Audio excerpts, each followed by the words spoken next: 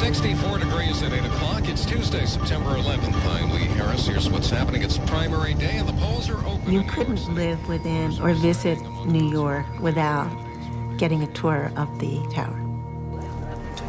And if you were really intrepid, you might actually go to the roof. 2110, you got it coming in for building number 2 on the 97th floor. People trapped. Stay where you are. When the World Trade Center buildings were going up, my dad told me, when those are finished, we're going to go up on the top. My dad said these buildings will last for 1,000 years. They'll be here forever.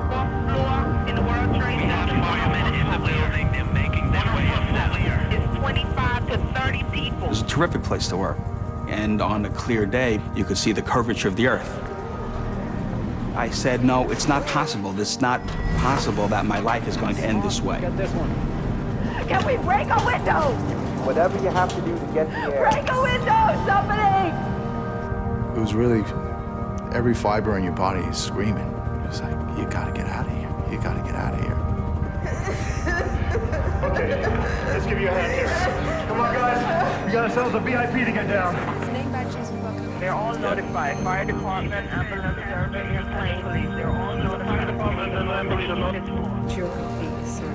No. Thanks, you saved my life. What the hell are you doing? You trying to kill us all? Tell the boys. Tell the boys I love them.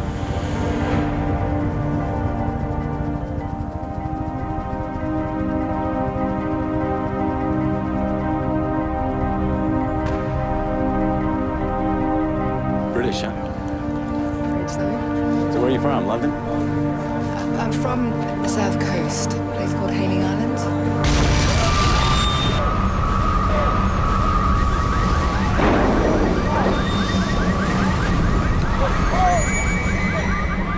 In less than 2 hours from this moment, both towers of the World Trade Center will be in ruins.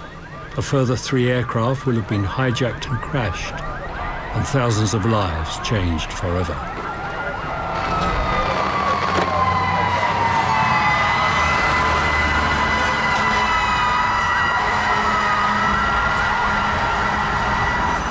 This film looks at the events at the heart of the unfolding disaster through the eyes of the people who were there, and shows minute by minute what really happened inside the World Trade Center on the day America came under attack.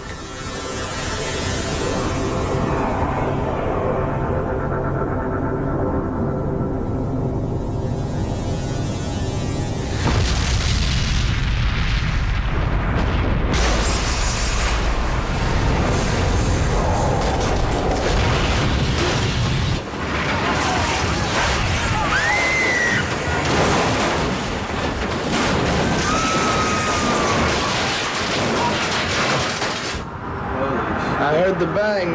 I thought it was thunder or something. He goes, look outside. I looked outside. I said, holy, it looks like a plane hit it or something. Billions of TV viewers around the world have grandstand views of the unfolding events. But people inside the towers know almost nothing. No, it's an explosion. The man who knows the Twin Towers inside out is construction manager Frank DeMartini. What? He has overseen the rebuilding work following a bomb attack in 1993. What, above us? I don't know. I just don't know. Whatever it was. Shouldn't we be getting out of here? Frank? Hey, do you know what happened? No idea. I'd say the building moved 10, maybe 12 feet. More like 20. What's it like out there? A lot of debris. People pretty shocked. Can they clear it? Yeah. Honey, find somewhere less smoky. Alan's office, maybe? Stay there till they find a way out. Mac, Pablo, and me, we're gonna check out the rest of the floor. Frank's wife, Nicole, also works at the World Trade Center as a structural inspector for an engineering firm. Electric 1 to 12. You think the building's all right? If the slip joint's held, yeah. Mac, Yeah, get your gear. right here. Mac? Yeah. Try to persuade him to come down. Please. Okay.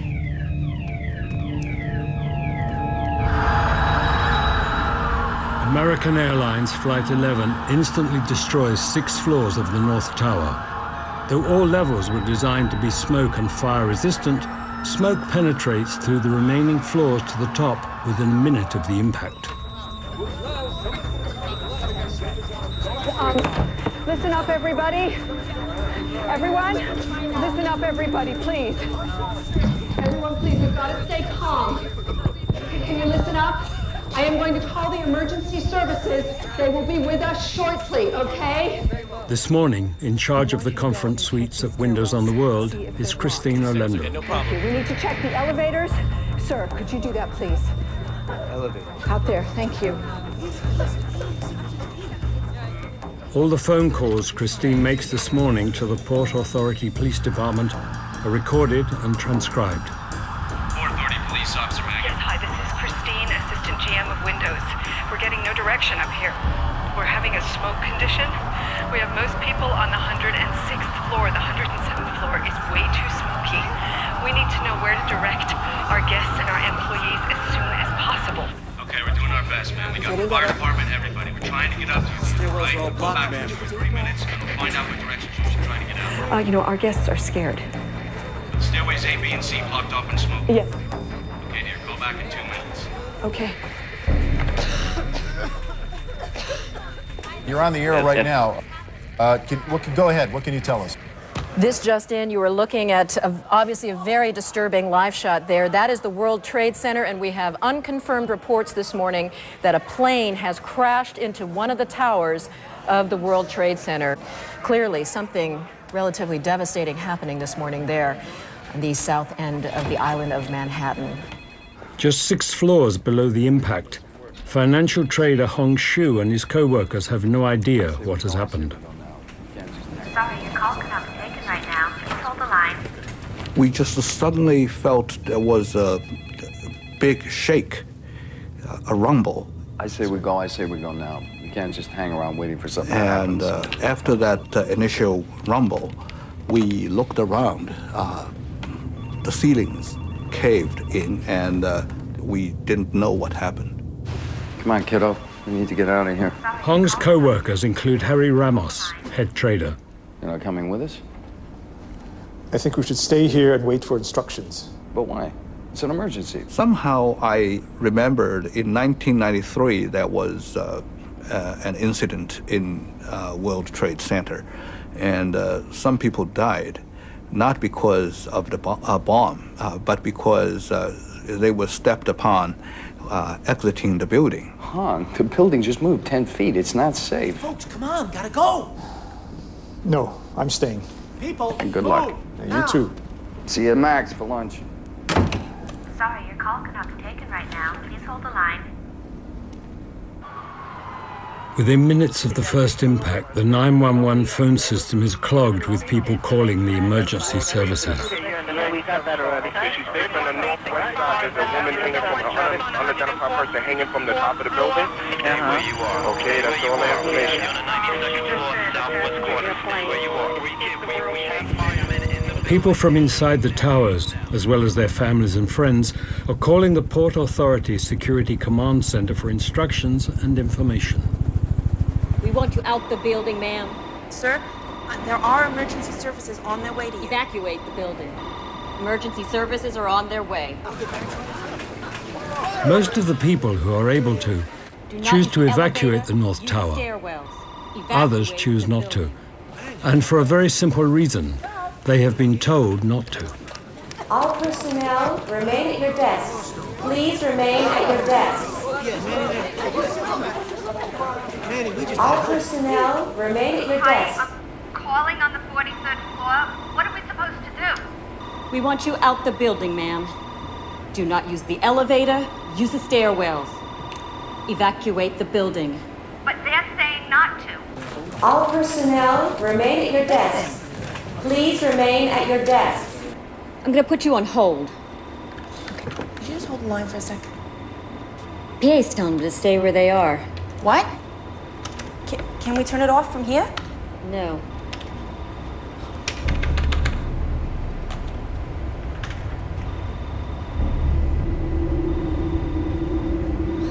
With the plane's impact, the building's vital systems have begun to malfunction and its structure is damaged. Even 70 levels below the impact, ceilings are buckled and doors jammed. This is SCC. Hello? Hello, we need some assistance.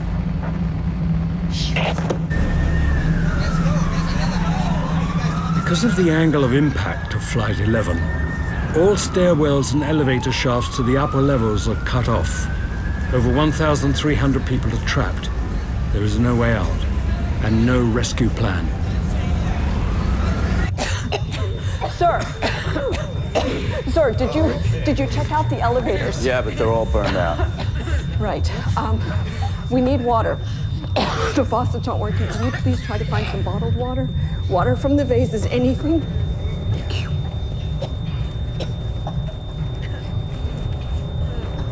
Hello, CAPD. Hi, this is Christine calling from the North Tower of the World Trade Center. We need help. What is your situation? Right now we need a safe haven. Can you direct us to a certain quadrant? Ma'am, I have to get on the radio as soon as possible, as soon as humanly possible. The people are asking whether they can break the windows. They can't breathe. Can we break the windows? No, for the moment, do not break the windows. So what do we do? Call back in 2-3 minutes. Thanks. Great. Check out the roof. The roof? Yeah, there's a service exit onto the roof. It's usually locked, but you never know. I watched it. I seen it. I heard the boom. Look at the smoke. So it was a red light. It was so long this building right here.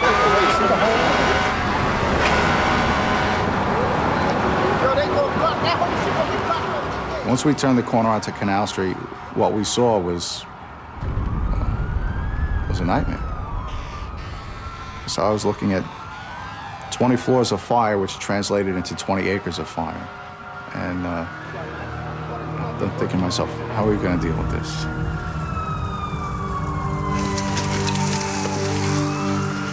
Okay, come on, guys, move it through. Watch your step. Come on. Come on. Come on, fellas. New York Fire Department crews arrive at the North Tower within minutes of the first plane hitting. Get tools down, fellas. Among them, Captain of Ladder Company 6, Jay Jonas. Okay, check your packs. One of the firemen from Rescue 1 said what we were all thinking. He came out and he said, "We may not live through today." And we all looked at him and he says, "You're right." And we stopped and we took the time to shake each other's hands and wish each other good luck. Not yet, guys. They've had their orders. We haven't had ours yet. But out of all those guys I was surrounded by, I'm the only one who's alive. They all perished.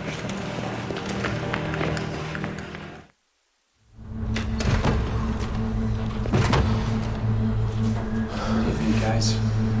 Try another one? Yeah, I say we go back to the Sky Lobby. Maybe take an elevator if it's working, if not, find another stairwell. Is everybody cool with that? Okay, let's go.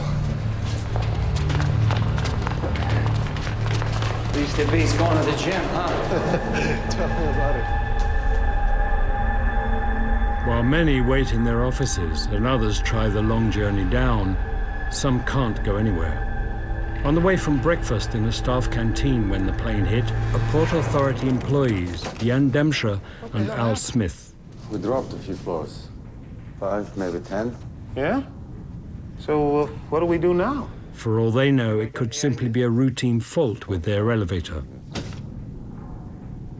Ladies and gentlemen, this is the Port Authority. We have a large explosion in the building. And finally, a voice came over the intercom, not the recording that it normally gives. A voice came over, said, "We have had a large explosion in the building." Port Authority. We have a large explosion in the building. And that was it. And there was no more. And boom, the line dead. Tell them to get us out of here. You're gonna send someone to help us get out of here? We have some problems, I think. And we never speak again with the man on an intercom. When you're inside, you're still like a cat in a cage. I don't have any clue what's happened outside elevator or in the building. I said, we have to make a decision. Nobody gonna come and help us. I think we're gonna have to find our own way out. We blocked the doors with wet Kleenex, and that sucks up some of the smoke. The trapped security room operators are now dealing with an emergency inside their office as well as outside. But we still can't get out. Thanks.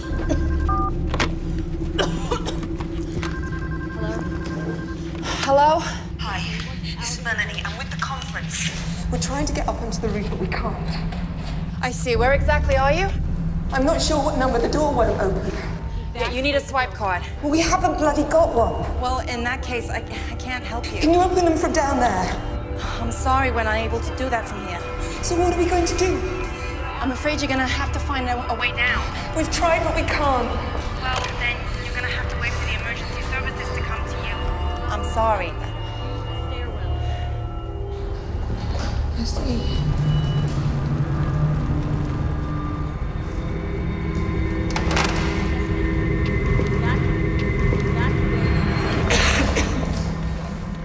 Even if Melanie and the other delegates could make it onto the roof, escape is impossible.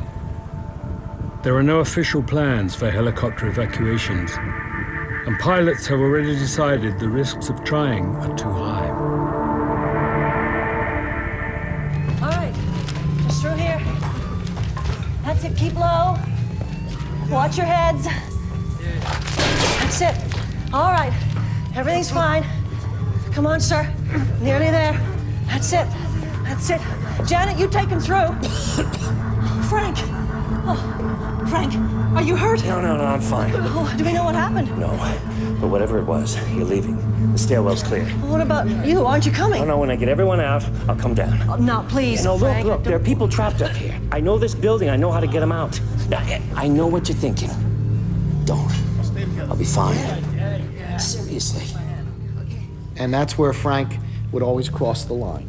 I mean, you would say, okay, I've done what I can do, I'm gonna get out of here. And Frank just never had that point. Frank? I say we check out the tech room. Sure. Hey. I'll see you in a few minutes. Come on, let's go. Just one floor above Frank is Rick Bryan, a manager at insurance company MetLife. And I'll often say it was as if on a summer evening, sometimes every year, or maybe every other year, you hear a thunderclap, and the thunder rolls in like no other time, with a slowly building crescendo. And that's how it was on that day, when the plane hit. And I'm one step into the hallway, holding the door open. And I was struck by the blackness that was in front of me. It was the deepest, the richest black that I had ever seen. Anybody there? Anybody there? And I'm thinking to myself, you know, you have the keys to the door. You can easily open the door and go back from where you came. Hello? But can you be certain that your keys are going to work? Hello? And I was frightened. I was very frightened. So instead of continuing down the hall, I went back into our office and let the door close.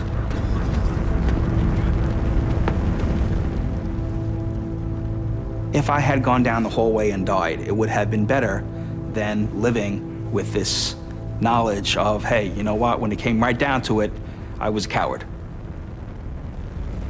And it was actually our two co-workers on the other side down that hallway that ended up dying on that day.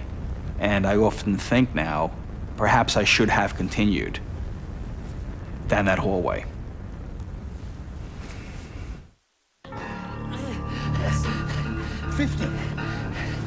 I wouldn't say panic. I would say people was beginning to, I know I was beginning to get a little edgy. Yeah.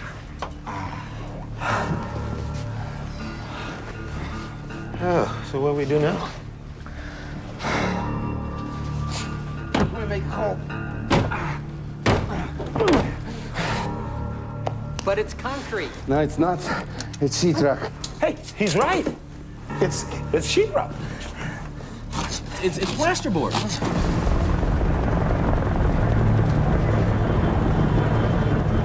This is Christine again on Windows. We have to have air. The fresh air is going down fast. I am not exaggerating. Ma'am, I know you're not exaggerating. We're getting a lot of these calls. We're sending the fire department up as soon as possible. What are we going to do for air? Ma'am, the fire department is on its way. Can we break a window? You can do whatever you have to do to get the air. Break a window, somebody!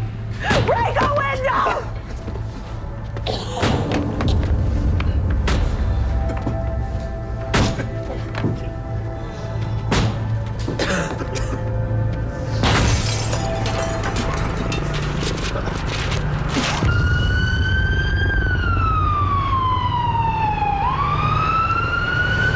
Where are you going? We're not going to get out of here, you know that, no? No, help is on its way. We just have to wait. Nobody's coming. It's just us. No! Don't!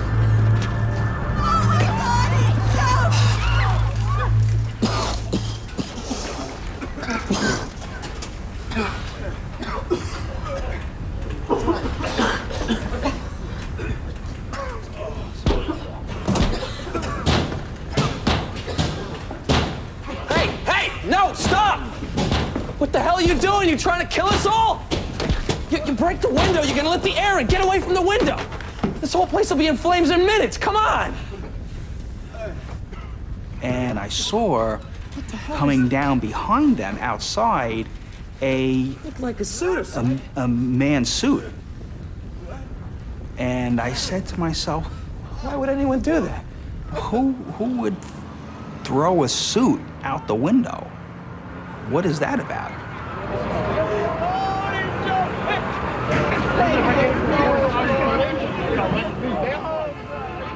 More than 100 people jump or fall from the upper floors of the North Tower.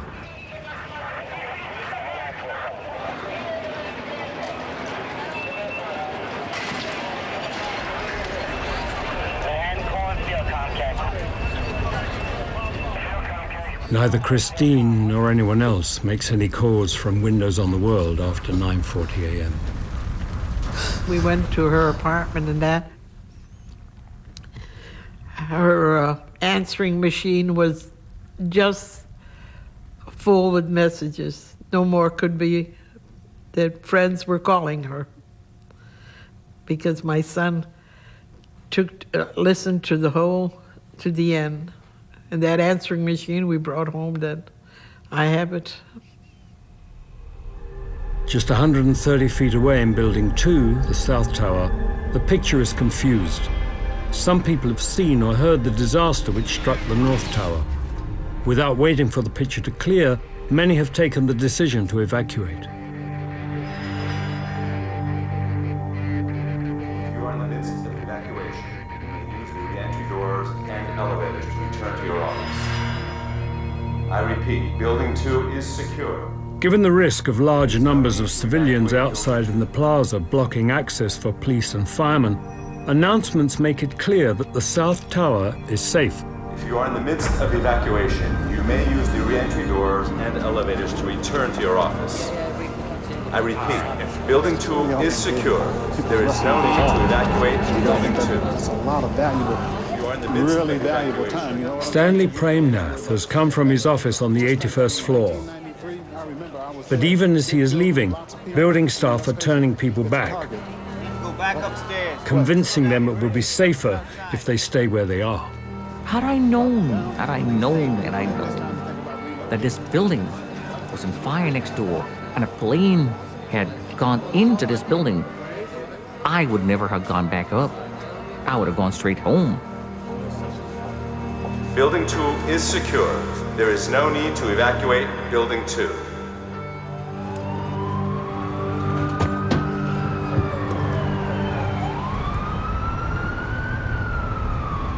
I'm not sure about this, guys. We got no choice. Within short order, it became clear that we had to leave because the smoke was getting frightening.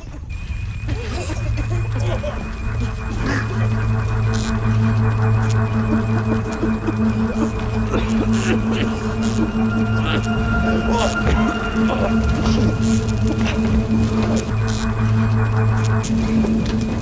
guys, this way. Follow me. The smoke was so thick and so black, and I could not see. And as I'm walking down the hall through this blackness, I'm thinking to myself, well, you're going to die of suffocation, of smoke inhalation. How many breaths do you need to take of smoke-filled air before you actually pass out? Is it measured in the number of breaths, or is it measured in a number of minutes? Is there a period of time when you're breathing in smoke that you can feel yourself being overcome, or does it happen instantaneously? I did not know. And I was annoyed at myself for not knowing. Let's try this way, huh? That's right. Yes, sir, you have a 2:30 followed by 4:15. In this confined area with the door closed now, it actually seemed quite safe. Well, I'll see what I can do, but we're having a bit of problems with the phone. When they came in, I was surprised that they were there. Well, we have a situation here. What kind of situation? And then I was even more surprised that they had just come out of an office that was on fire. I'm sorry. Do you have a fire extinguisher? On the wall above the cupboard. Thanks. Yes, sir. Yes, sir. Well, I can't do that right now, sir. No, you don't seem to understand. There's a lot going on around here right now. Thanks. Yes, sir? I'll do it first thing tomorrow morning, sir. I said to myself, look, you have to do something. Within 2 seconds, I realized what a ridiculous task I was trying to accomplish. I was trying to put out this inferno with this stream of fluid that couldn't have been more than 1/4 of an inch wide. My heart went into my throat from my chest. And at that point, I knew we were in trouble.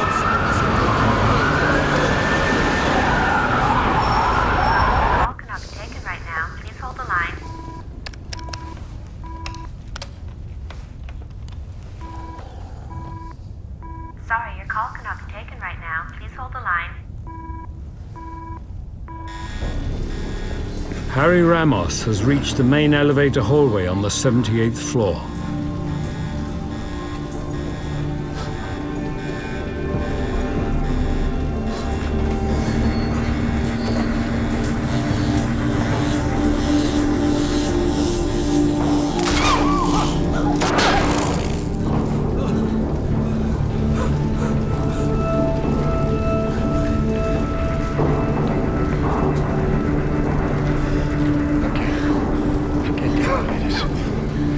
Get across and try and find a stairwell on the other side. That's okay.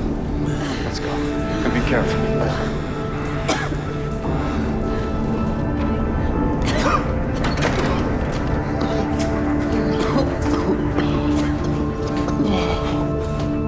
Everybody okay back there?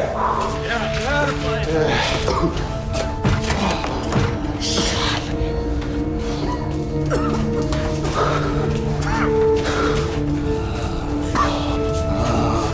Last one, I'm feeling lucky.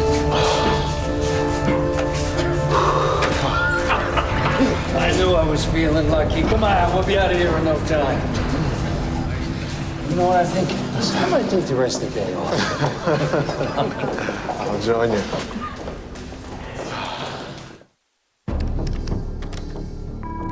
Sorry, your call cannot be taken right now.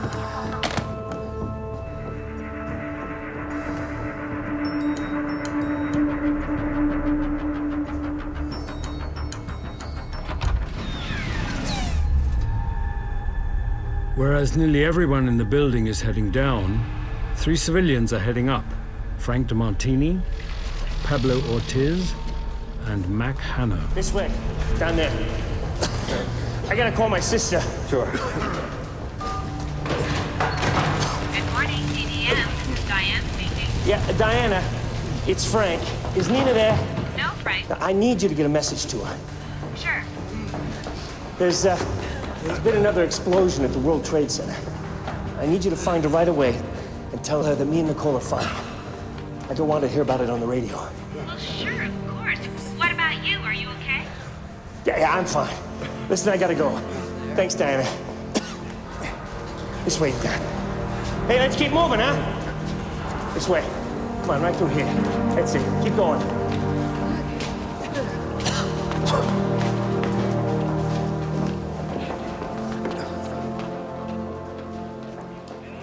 Shortly after 9 a.m., Jay Jonas, captain of Letter 6, is receiving his orders to go up the North Tower. He just closed his eyes and he shook his head and he says, just take your guys upstairs and do the best you can. And out of the corner of my eye, I saw a big black shadow on the ground.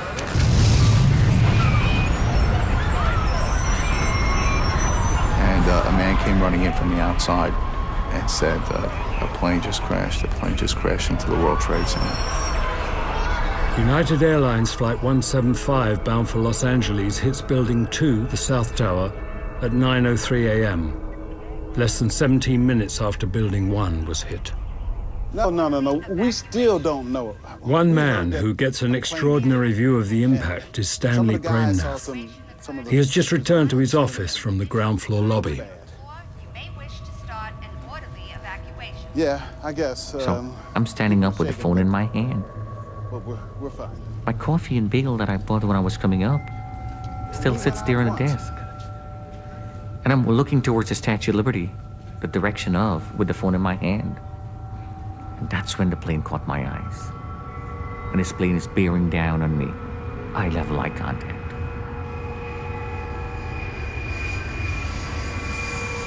I'm hypnotized standing up there. I'm not having time to react. All I'm looking at is this plane, and it's getting bigger, bigger, bigger. Lord, I can't do this, you take over. And I dove under my desk. What's other jet doing? Holy.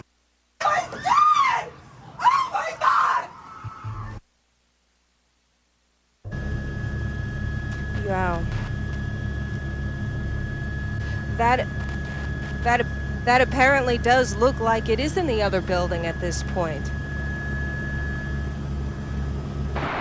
That's terrible. This is 16. I could have thought it's going to hold up, but he said a new explosion just happened at 2 World Trade Center on the 80th floor. Oh.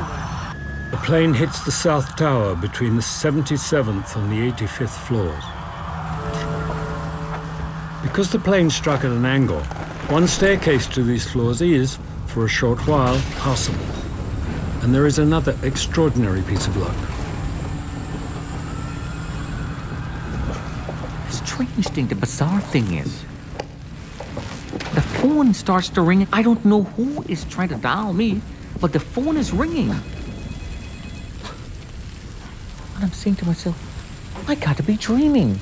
This is not real. In the real world, the plane crashes, you die. This is not real. I got to be dreaming. I live. Help! Help! Some offices on the impact floors are spared the devastation of a fireball. One of them is the office of Brian Clark.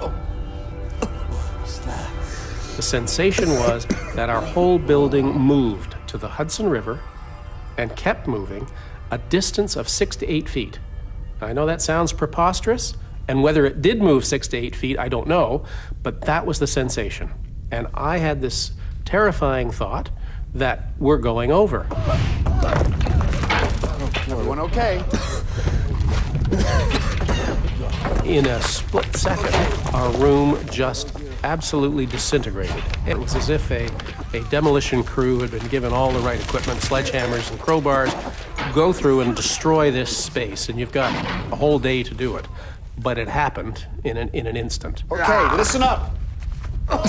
There's a good chance of fire. We have to exit this building as soon as possible. No time to get your stuff. Just follow me.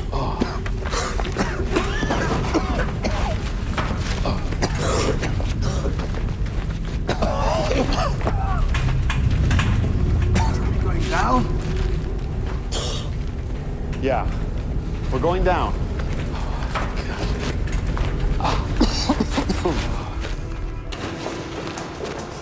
Wait. Where are you going? It's bad down there.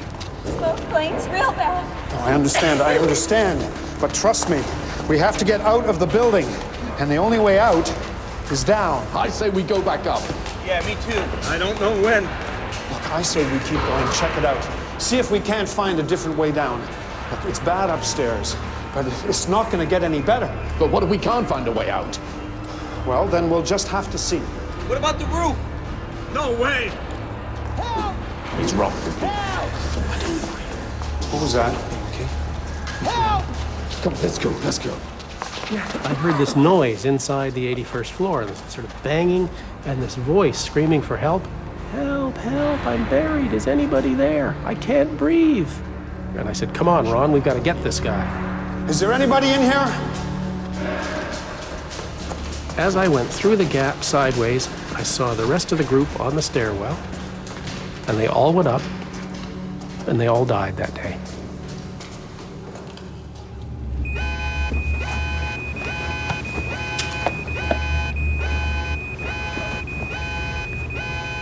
Okay. Let's round everyone up, check they're okay, see who's missing. I'll call emergency services again. Elaine Gentle is Director of Human Resources at Private Bankers Fiduciary Trust. Look, check outside to see if you can find a way out. I'm on it. One of the first calls she makes is to her husband, Jack. Elaine? Yeah, me. First thing I said was, thank God you're all right. And she said, well, not really. I said, well, what do you mean? Well, I don't know. I heard some sort of explosion below us. I don't know what it was. And I said, well, it doesn't make sense because the plane hit the other building. It didn't hit your building. She said, well, there was some kind of explosion beneath us. I don't know what it was. And I didn't know what to make of that. And she said, well... We're trying to figure out what we should be doing. Yeah. It's getting really hot in here, and there's smoke coming out of the vents. She didn't know whether they should stay or leave. And she didn't know what to do about the situation that was growing worse. Elaine, Huh? it doesn't look good. I had no idea that there was a plane that hit her building. She had no idea that a plane hit that building.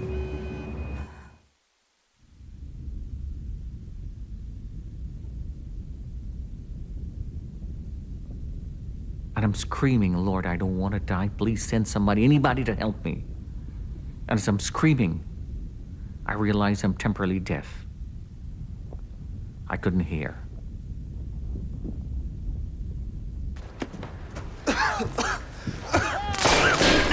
I can't stand the smoke. I gotta go. Hey, look, you go back and join the others. It's okay. Hello?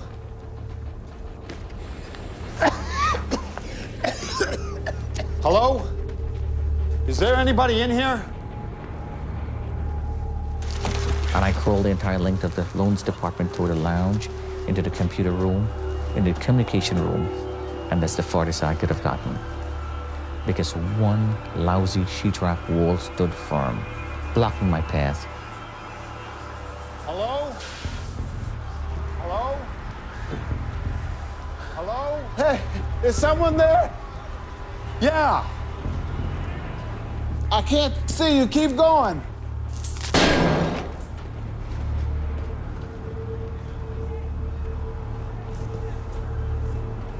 What? I can't see you. I turned my flashlight toward the voice. Yeah.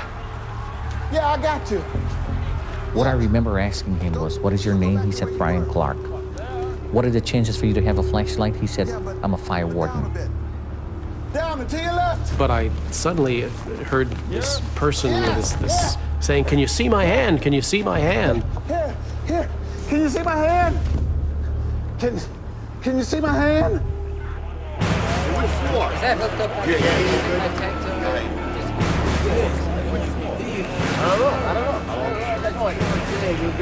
Okay, guys, here's the deal. It's a raw one. We have to go to the upper floors for search and rescue. Only thing is we can't use the elevator, so we're gonna take stairwell B. 10 floors at a time.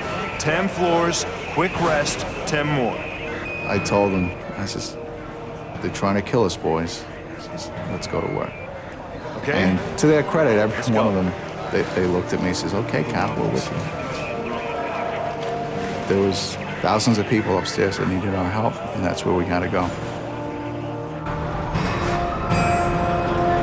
As Jay Jonas is beginning his journey up the tower, many others are coming down.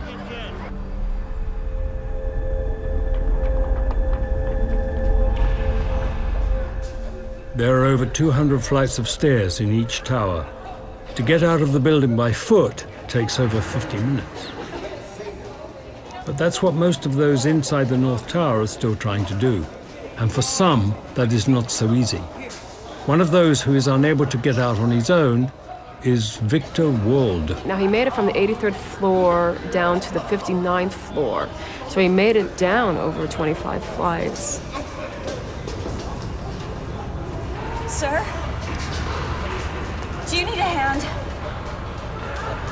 I just think probably he just became more frightened. Sometimes you just become, you know, you can't move your legs anymore. I'll send someone back up to find you, okay?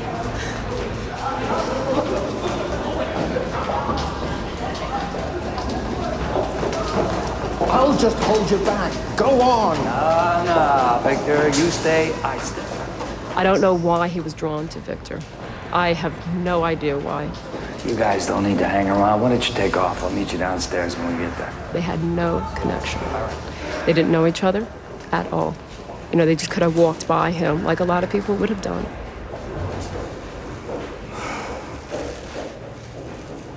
You got any kids? Yeah, 2 daughters. Why? How old are they? 9 and 13. The oldest just had her bat mitzvah. Don't you think she'd want to know that you're safe?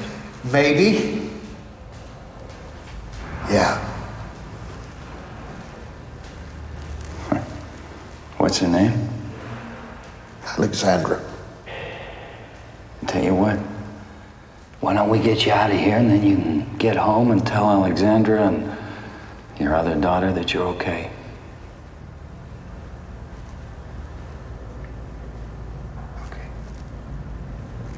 Come on. Yeah, let's get you on your feet. That was when I saw Harry was helping a gentleman who I did not know, and quite slowly. Hey, you decided to take the day off after all. Hong, this is Victor. Victor, this is Hong. We're gonna help him get out of here. Hey, Victor. Tell you what, guys, I really could use a beer. Hey, guys. Wait up. Yeah.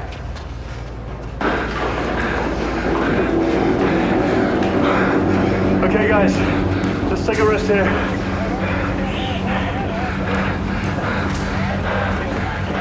Drink some water. We're at war with somebody. I don't know who we're at war with, but we're at war with somebody. Check your packs. We leave again in 2. Not only the United States is a target, but you know, right where I'm standing is a major target. Now, is there going to be a 3rd plane? Is there going to be a 4th plane? We didn't know. What the hell is it going to be like up there? Guys, you ready? Okay, let's go.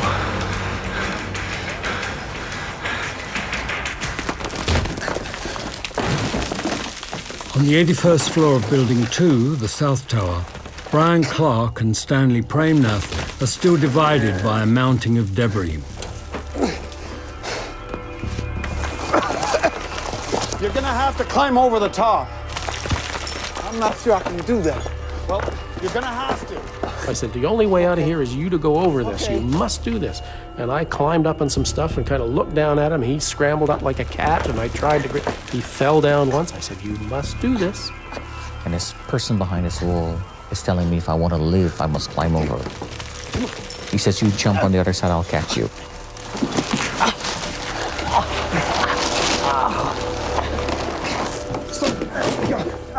He said, hallelujah, I've been saved, which was sort of took me back.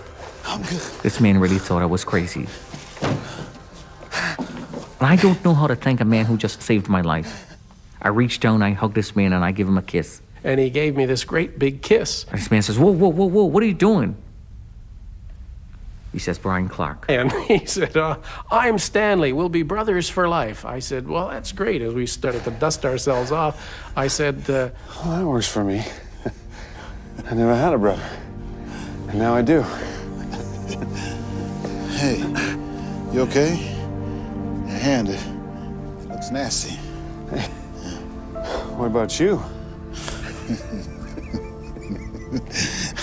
This can't be real. I can't believe we're alive. Well, let's keep it that way. Up or down? Down.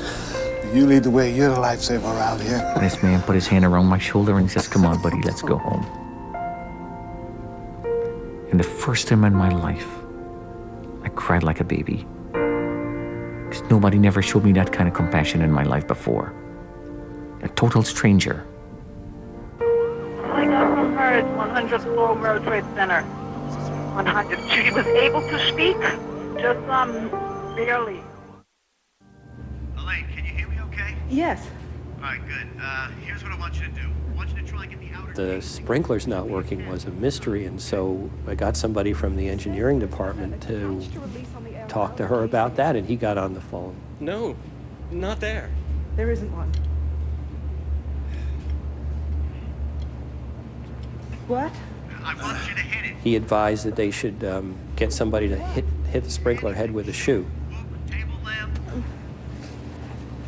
Hit it.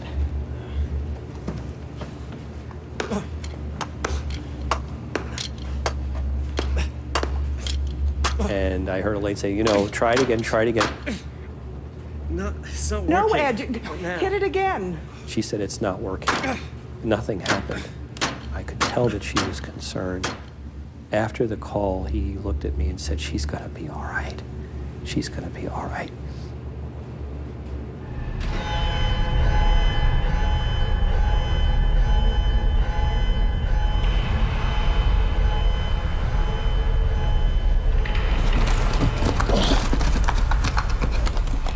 Chip, right chip, right chip, right chip. Finally, after maybe 40 minutes or so, he got a hole about the size of a grapefruit. Sweet smell of fresh air. Yes, sir. Well, who'd have thought it, fella? The World Trade Center, made out of sheetrock. Huh? We need some help.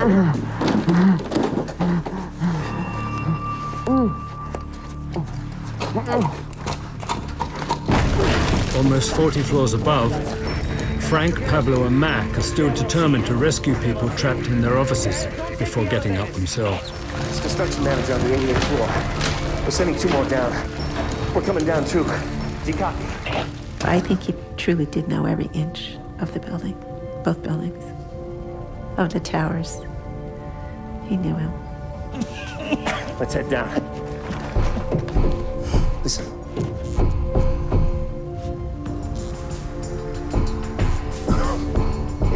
That's MetLife, right? Yeah. Let's go. Help! We're stuck in here! We can't get out!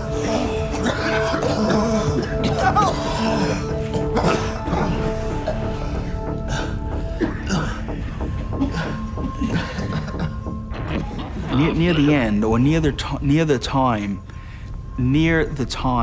when it was apparent that within a few minutes the smoke would be thick enough and we would not survive.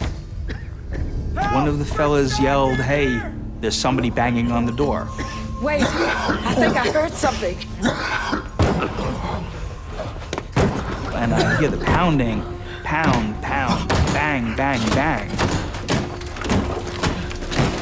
Nobody knew that the wall was merely a plasterboard or sheetrock. Stand back. We're coming through. I thought it was concrete. It looked like concrete. It was painted like concrete, but I didn't know. Nobody knew.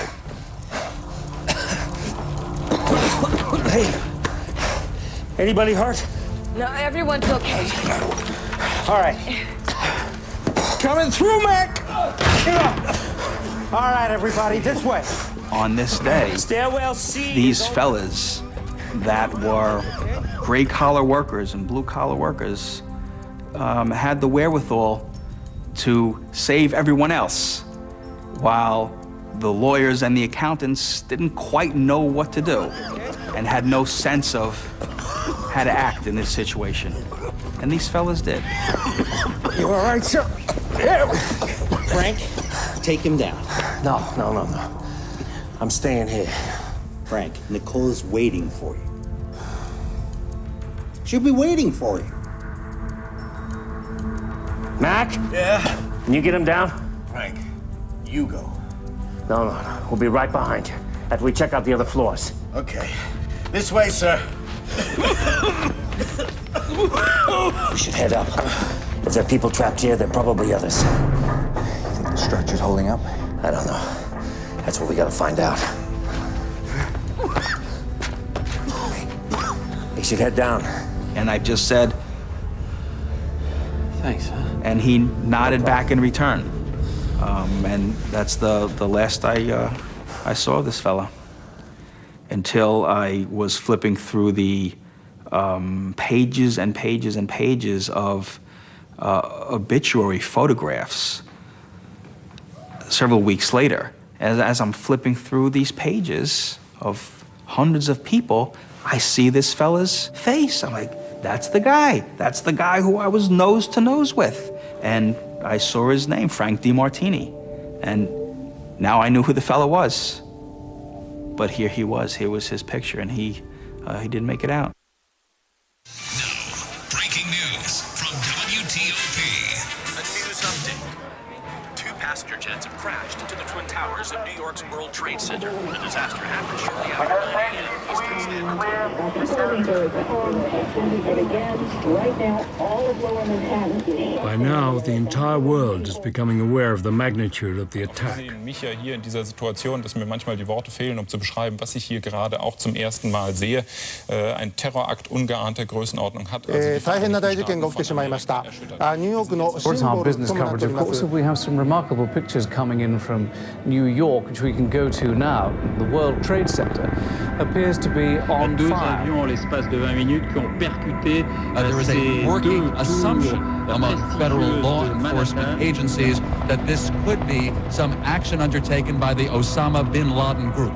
Let's go back. Across the globe, millions of people stare at their screens in horror at what they are witnessing.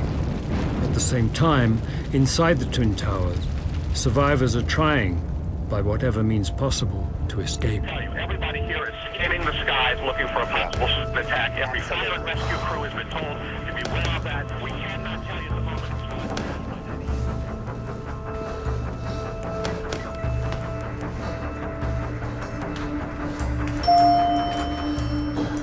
It works.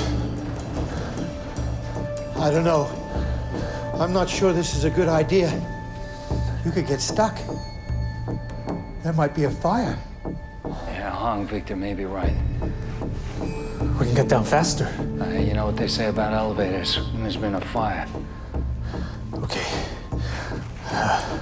Maybe it's better if we send an object down to the next floor, then call it back up.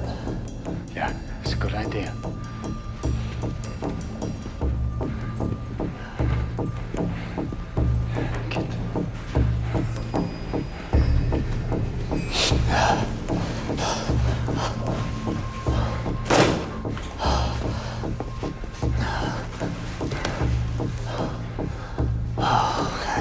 Look, if everyone agrees, I'm happy to volunteer. You okay with that? Yeah.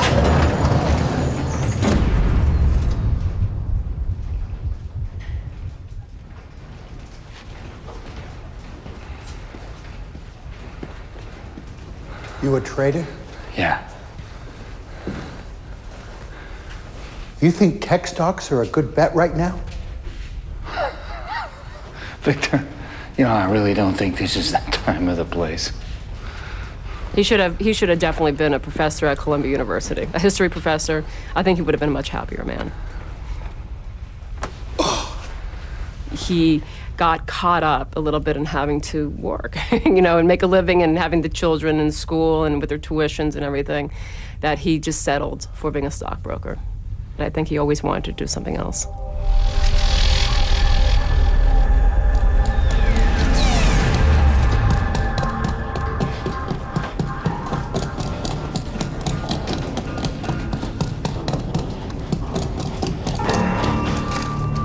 Can you see anything?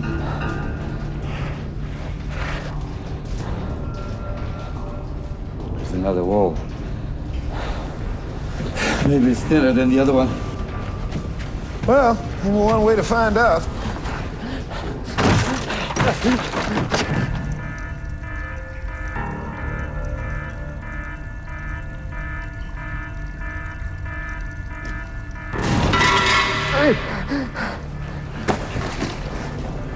Where are we?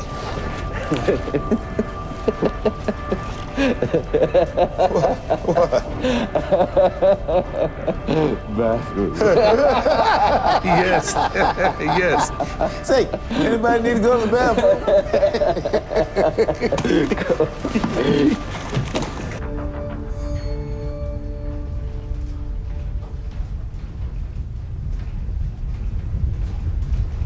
Looks like he got stuck or got out. He'll come back. But what if he doesn't? Then we'll think of something else.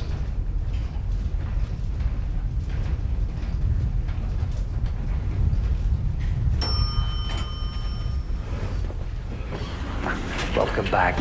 It's clear. Great. But only as far as the 44th floor. Oh. Come on, it's better than nothing, Victor. All right. All right. Almost home, huh? We're gonna try to break out. It's just too smoky in here. Did you wet your clothes? Yeah. Honey, I have to go. Okay. And Jack, tell the boys. Tell the boys I love them. I said, I will. And I love you. She said, I love you. I said, I love you. She said, I love you. I said, I love you. She said, I'm scared. And I said, call me when you get down.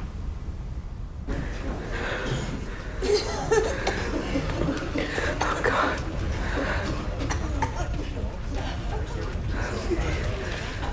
Elaine!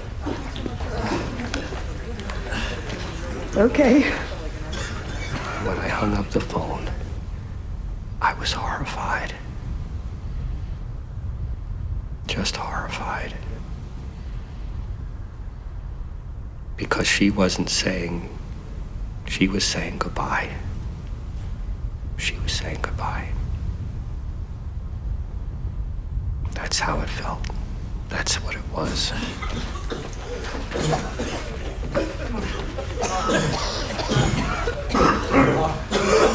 1, 2, 3.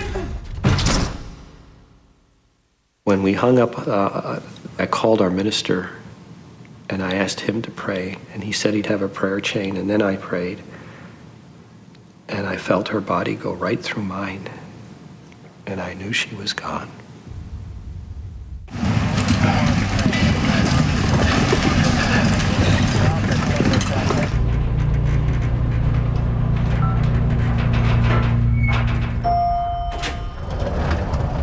I gotta make a call. It might take a minute.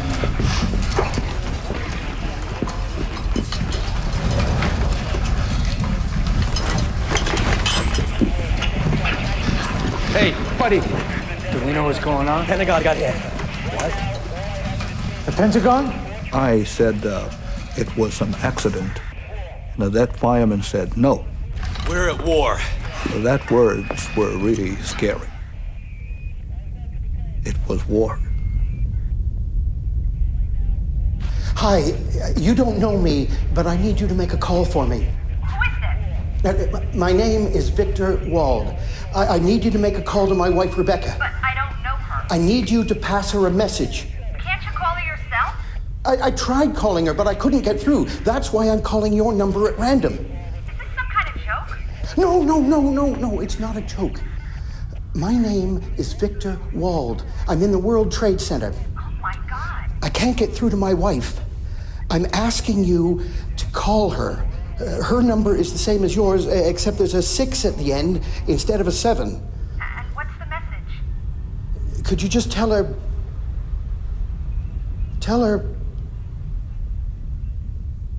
I'm all right. Okay, I will. Thanks.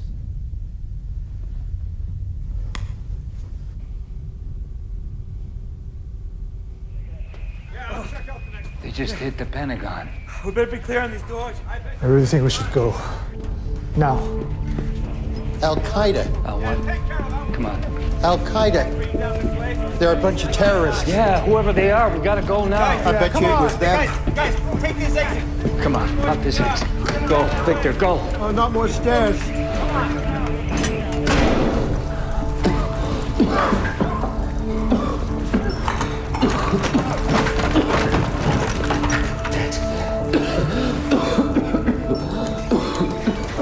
Hey guys, I'm back.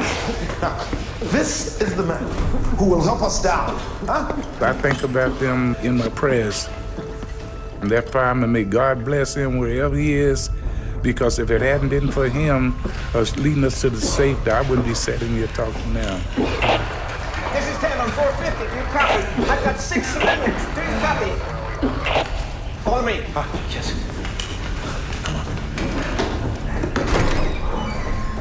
Yeah. Oh, come on. Please, trust me. Come.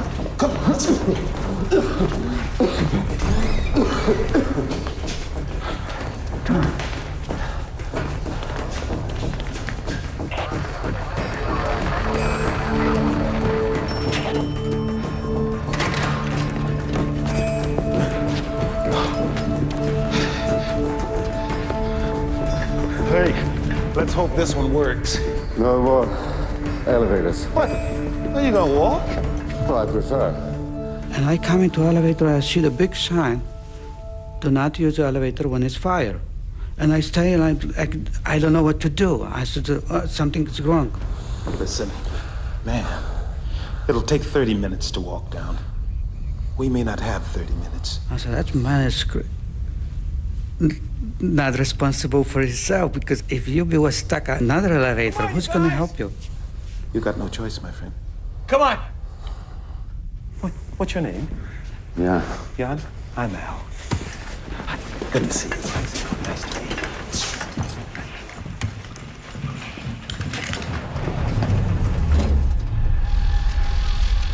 you. It takes over an hour in normal conditions to climb the stairs inside one of the towers.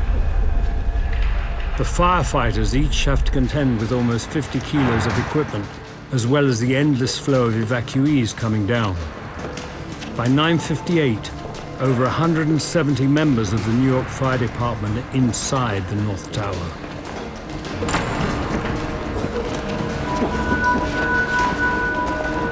Okay, fellas, this way. Down the corridor, on your left, into the office. Guys, take a rest. 2 minutes.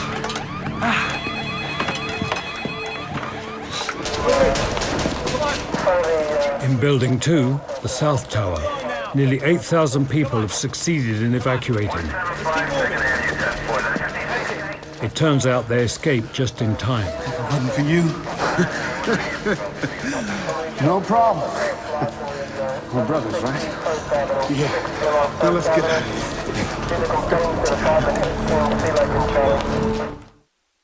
Everyone stick together! Come on! Diane! I'm coming!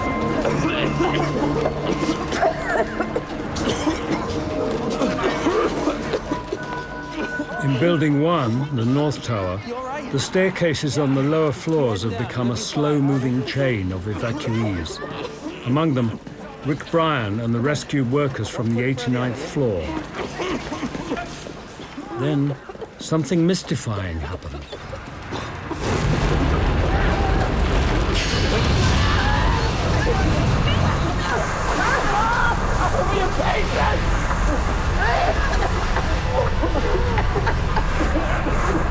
And all of a sudden, a huge cloud of this dark gray smoke comes shooting up the stairway and just covering everyone and everything. And it was hot, very, very hot.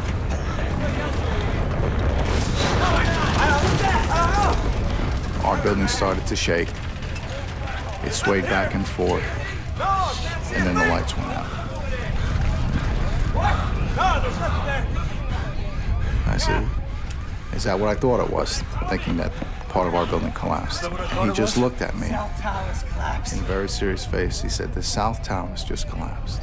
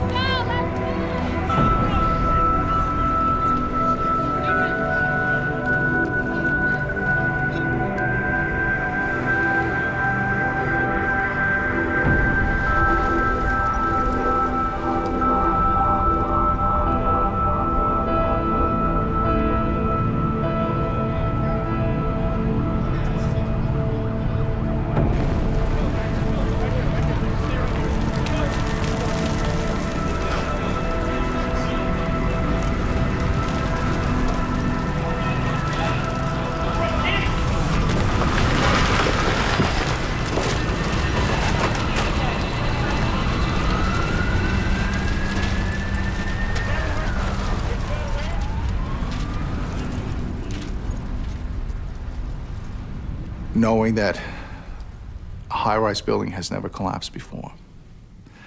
And now the sister building that we were in had suffered the same fate, but it got hit later than ours, had just collapsed.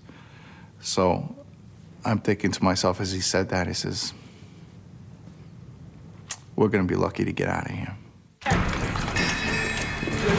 Guys, I want us out of here now. Pick up your stuff, we're heading out right now. Sal, your rope. You got it, Captain. The sheer terror that we're in this building and we're dead men walking. The fire department's a semi-military organization, and you don't do things without orders. So I was basically self-evacuating. It was my instinct that I perceived the danger and I acted on it. Okay, how about going?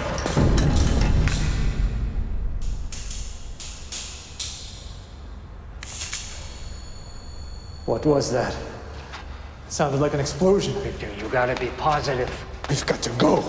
In case you hadn't noticed, we're still only on the 36th floor. Well, that's only 36 more floors to go. Now, come on. I wasn't even supposed to be here. What do you mean? Working here. My job, my life. Just pathetic. What, you want me Pathetic. to go ahead and see if I can find a faster route? No, don't leave us. No, I won't, but we have to go. Now, come on. You think we're going to make it, Harry? Harry. Yeah. We're gonna make it, right? Sure we will. Now, come on. You're gonna have to move, Victor. Get yourself up and let's go. Get moving.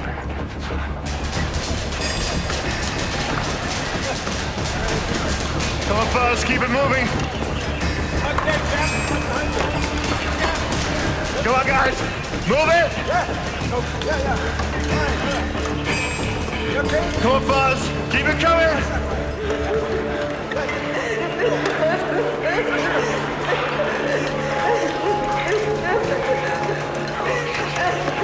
Hey, how's it going? I've got a bad leg. Well, can you walk? Slowly. And Tommy Falco turns around and looks at me and he says, "Hey, Cap, what do you want to do with her?" And I took a deep breath. It's like, Let's give you a hand here. Come on, guys. We got ourselves a VIP to get down. Okay? You ready? Man. Help! With you. Four more steps. All right, take this way. That's agreed. Doing real well. and people ask me, says, "Why did you do that? You know, you could have passed her by, nobody would have known." I says, "I would have known." And the sight of her standing in the doorway would have haunted me forever. Brace up. You can do it. Come on. Go fight. Excellent.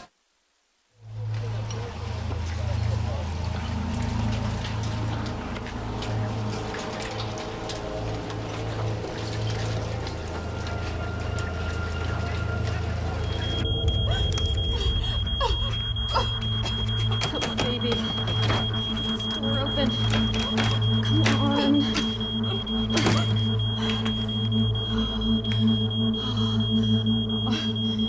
They should be here by now.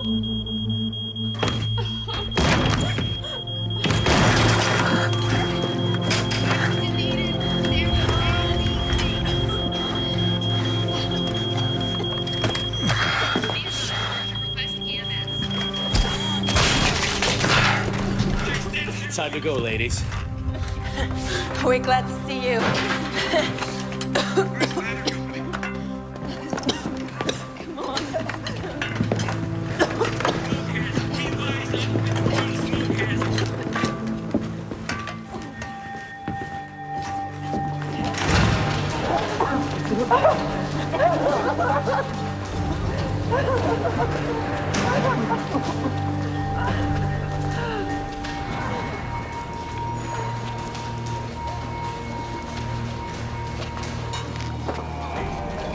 Both towers were hit.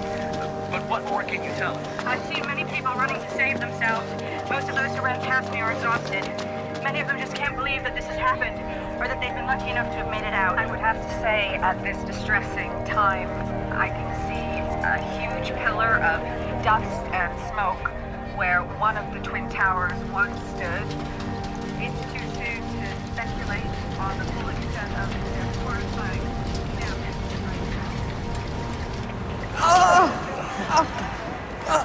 It was really, every fiber in your body is screaming. It was like, you gotta get out of here. You gotta get out of here. Whoa, you okay? You okay? What was once, we were almost like running down the stairs. Guys, make a space. Now our evacuation is one step at a time. Both feet on the same step, going very slowly. And now this is becoming like Chinese water torture going down the stairs. You know, the clock is ticking. Okay, guys, take a rest. Josephine. Yeah. You want some water? No. Josephine. It wasn't a question. Drink some water. And I developed this trait of mine. Whenever a situation got more serious, I would speak more slowly and more deliberately, because if the situation is that serious, you didn't need somebody screaming in your ear to add more anxiety to the situation. So I would try to diffuse that by speaking in a more calm manner. And I was at my calmest. Guys, I'm gonna see if I can find us a chair we can carry it, okay?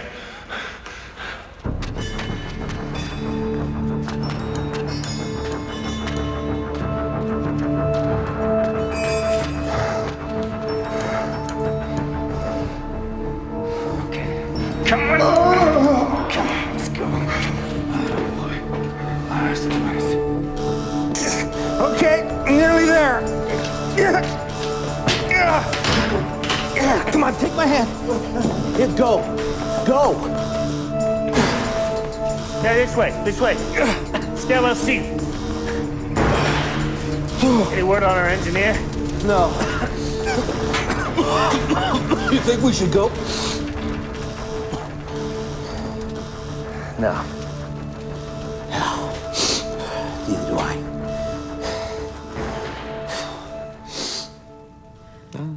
I mean, I think he felt he could do it. I mean, why not? I may be hurt, I may be tired, I may be burnt, but I'll get out. Yeah.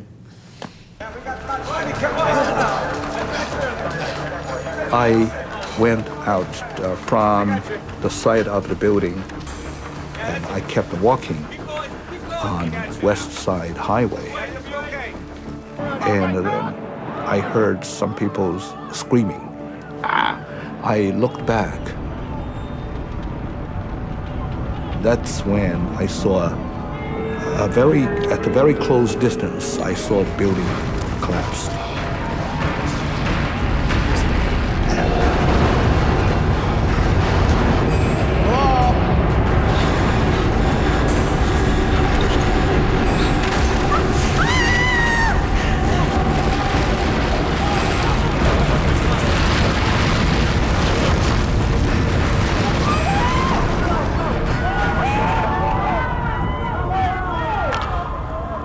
I thought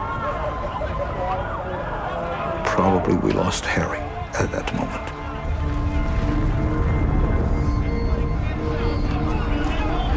At 10:28 a.m., the North Tower collapses.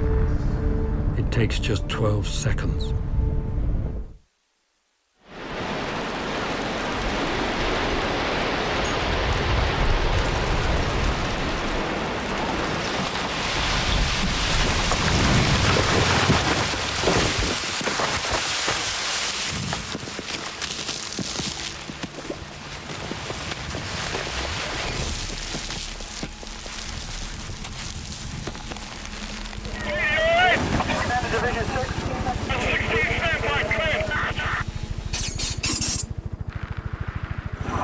Division 6 acting K, urgent. Division 6 acting, go. Alright, you're responding down to the World Trade Center. You're maintaining radio communication and advise Manhattan Dispatch what exactly is going on, Kate. We are unable to make any kind of communication. It collapsed. The top floors collapsed down. I saw it blow and then ran like hell. Thank God. I'm 69, but I can still run. There's got to be firemen trapped back there, though. Everyone watching the collapse of the North Tower immediately assumes that anyone inside must have perished.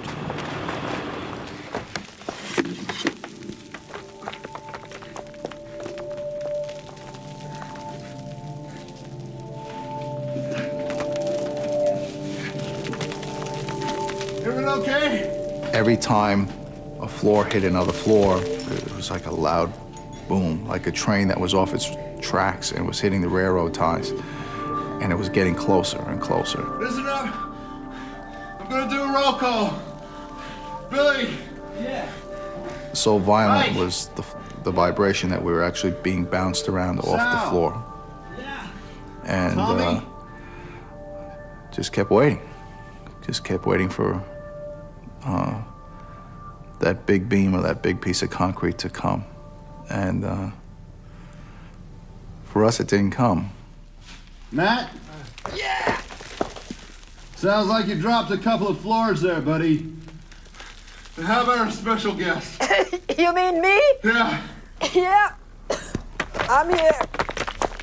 And my name's Josephine. Good job, Josephine.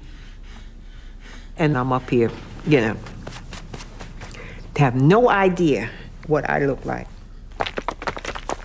It never dawned on me, you're great too, kiddo. You can all you want, but it won't help.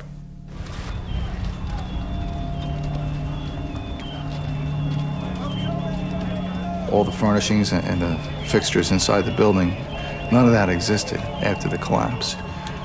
There were no desks, there were no phones, no computers, no copy machines, no chairs, nothing. that had all been pulverized by the tremendous amount of energy that was created by this collapse. And it was just pulverized into this dust. And we're in the geographic center of that dust. Sergeant Jonas, ladder 6. We're on the 4th floor. North Tower. We need help. Do you copy? And somebody got on the radio and said, "Where's the North Tower?" Like I looked at my radio, I says, "Where's the North Tower?" I said, "Man, we're in trouble if they don't know where the North Tower is." I had stepped out onto West Street, wondering what could have happened to cause this mess. The ash and the fire trucks twisted up like toys. I went back towards the building where there was a fireman, and I walked up to the fellow and I said, "Hey, there's a body over here." He looked at me with a look that I sensed, hey, why is he looking at me like I have two heads, like I'm crazy? Why is he giving me this look? And he said, "Just go on." And I realized there were actually bodies and people scattered all over the place. And you couldn't see what the scene was like because everything was covered with ash. Cones of body. Cones of body. Cones of bodies. Cones of body. Cones of bodies. 2,749 people died in the Twin Towers that morning, including Melanie DeVere, Christine Olender, and more than 150 delegates and staff at Windows on the World. Elaine Gentle and 95 of her colleagues at Fiduciary Trust, including Ed Emery. And 84 workers and officials at the Port Authority who looked after the building. The people that I knew at the Port Authority, Jerry Guggen, Bill Jones, Tommy, Clara, and Margie, and all these people, they were just, just like...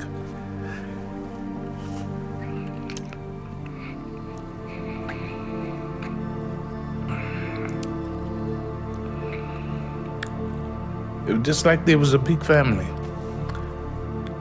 Are you gonna be okay? In the North Tower, Frank DeMartini and Pablo Ortiz both lost their lives.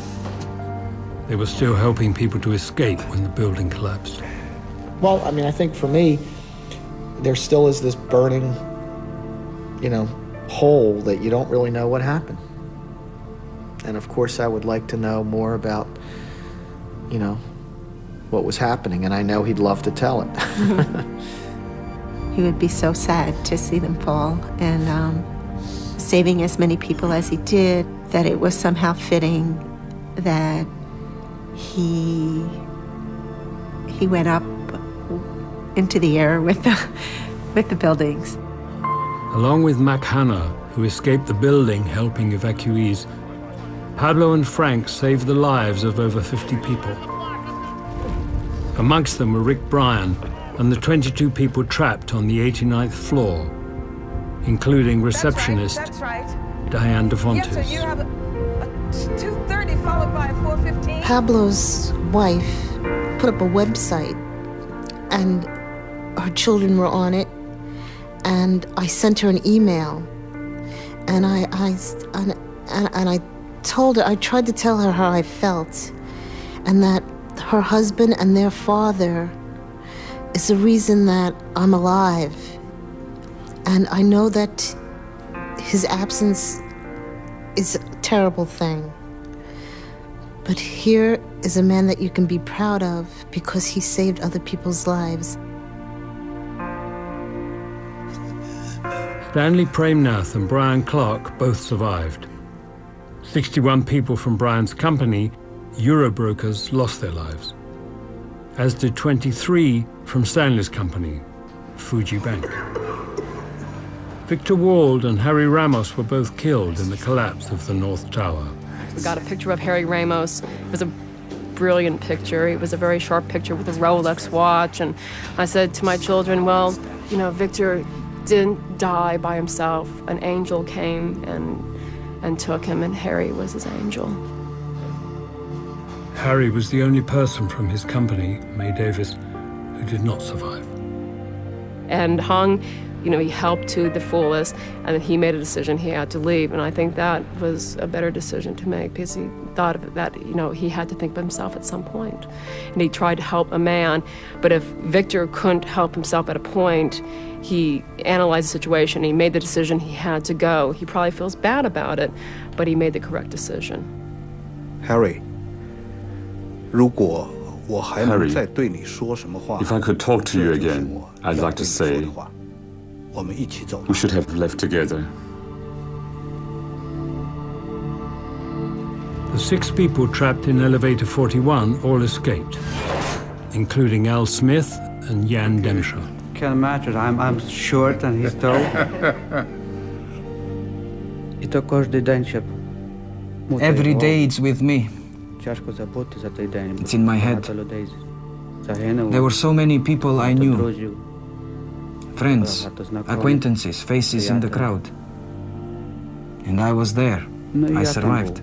But almost 3,000 people didn't. It's hard to escape this memory.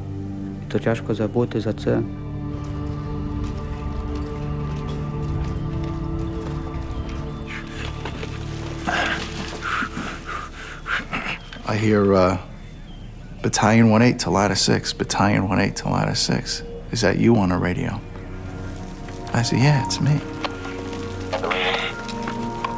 Rescue 3 to ladder 6, Captain Jay Jonas.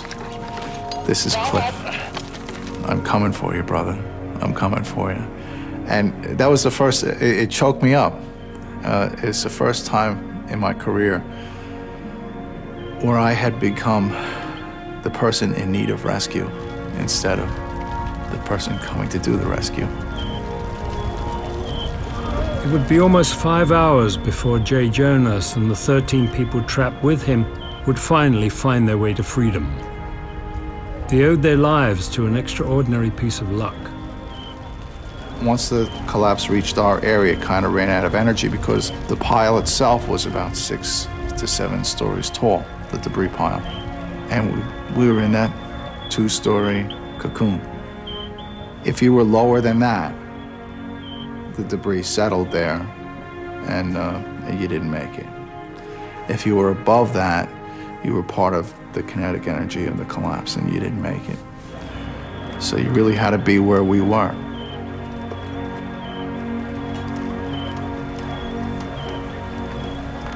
Over there you can see a police emergency service unit. They are trying basically now to reestablish some kind of a safe perimeter. And many of the emergency workers basically just happy to be alive. Certainly that picture tells it all. Many of them just happy to be alive at this point, having survived what is an extraordinary event, the collapse of 2 towers. 343 firemen and 60 police officers were killed in the collapse of the Twin Towers. Josephine, is that you? It ends up I did make the right decisions that day, but I didn't know they were the right decisions at the time. Running into Josephine Harris, making this decision to stop and save her, we inadvertently saved ourselves.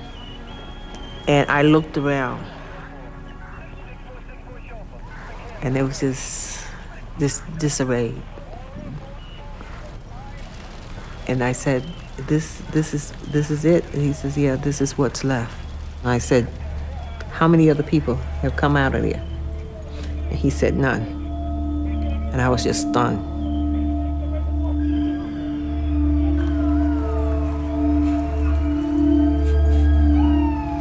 Don't push it under the rug. Don't forget it, because it can happen again. And I believe that they are going to try again. It won't be tomorrow, it won't be next year, but they're coming back. In the 5 years since 9/11, as the bombings in London and Madrid have shown, Al-Qaeda's commitment to simultaneous attacks has not diminished. Josephine Harris is not alone in thinking that one day they will come back. I don't know of a single expert that we interviewed or have talked to before or since we made our report who doesn't believe there'll be another attack. We have made 41 recommendations. We see them implemented only partially, or in some cases not at all. And yet every one of those recommendations, which everybody agrees with, is designed to make the American people safer.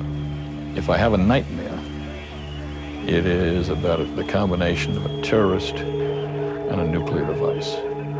My worry is that we could be saying the same thing. Why didn't we do this and why didn't we do that? So there will be another attack, and if we're not prepared, God help us.